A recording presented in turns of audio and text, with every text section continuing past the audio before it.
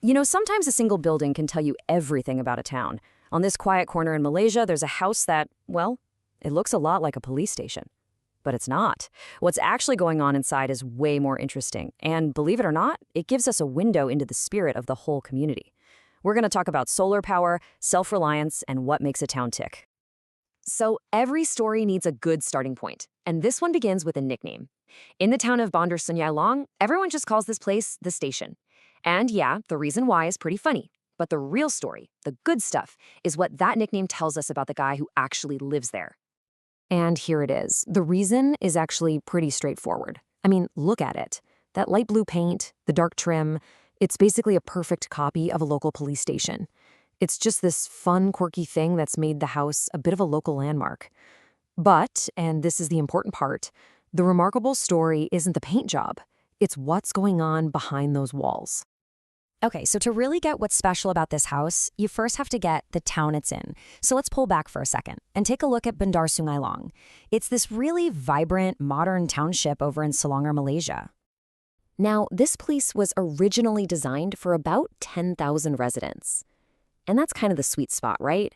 It's small enough that it feels like a real community, where people actually know their neighbors. But it's also big enough to have this energetic, dynamic vibe. It really does have its own unique personality. And what a personality it has. Seriously, this is not your average quiet suburb. You've got a major university here, Utah. You've got the Sungai Long Golf and Country Club. There's a bustling night market every Tuesday that's a huge community event. Oh, and did I mention a dinosaur attraction? Plus, it's even been home to Malaysia's prime minister. I mean, you've got this incredible mix of education, fun, tradition, all in one place.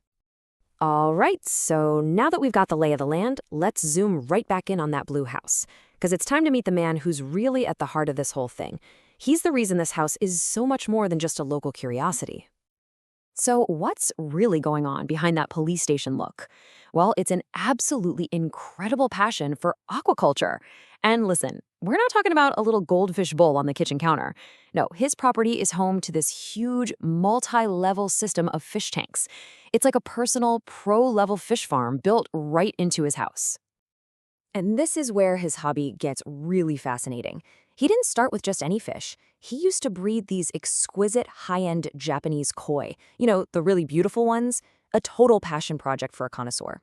But now, his focus has completely shifted. He's raising tilapia.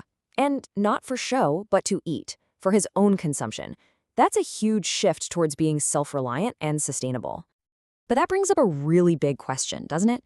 I mean, think about it. Massive fish tanks, all those pumps, filters running 24/7, that's going to use a ton of energy. So how do you possibly run a project like this without racking up an insane electricity bill and leaving a huge carbon footprint? Well, his solution is both super simple and totally forward-thinking. He didn't just shrug and pay a crazy energy bill. Nope. He installed solar panels all over his property. He took this power-hungry hobby and turned it into a completely sustainable, self-reliant system. Everything is powered by renewable energy. It's this perfect closed-loop ecosystem. So, okay, we have this super innovative guy, and we have this really vibrant town. Now it's time to put the two pieces together. Because his personal story, it's basically a mirror reflecting the character of the entire community. This is where it all clicks. Just think about it for a second. His move to sustainable fish farming, that perfectly matches the town's vibe of blending leisure, like the golf club, with a modern, sustainable outlook. And his use of solar power, that's not just a smart move for him. It reflects how the whole town embraces progress, just like having a major university does. And the quirky house itself, the police station, that just shows this is a place that celebrates people who dare to be different. So when you get right down to it, he's not just a guy living in Bandar Sungai Long. In many ways, he is the spirit of the town, just in one person. His whole project just perfectly captures that unique mix of tradition, bold new ideas, and community spirit that makes this place what it is.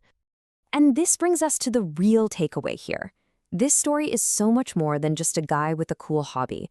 It's about something bigger, something we can all relate to. The spirit of a place, and how that spirit isn't always made by big, flashy projects, but by the quiet, passionate pursuits of everyday people. I love this quote from the source material because it just nails it. He's not trying to get famous or make a big splash. His impact comes from something much quieter, just his steady dedication to living a life that's true to his passions and doing it in a way that respects his environment. It's a great reminder, isn't it, that every single community, every town has people just like this, people whose personal projects and passions are quietly shaping the identity of the place they call home. So, that leaves me with one last question for you to think about. Whose quiet passion tells the story of your town?